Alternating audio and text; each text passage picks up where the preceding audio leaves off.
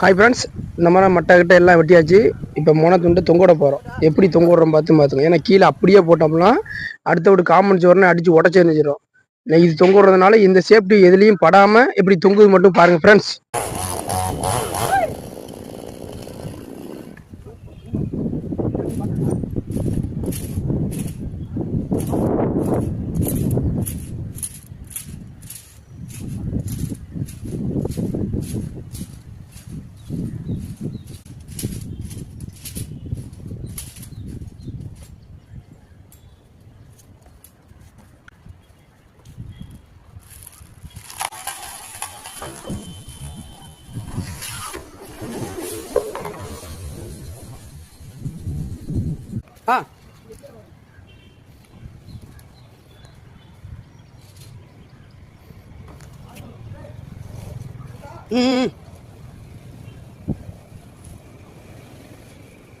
பொம்மை வாங்கிக்க.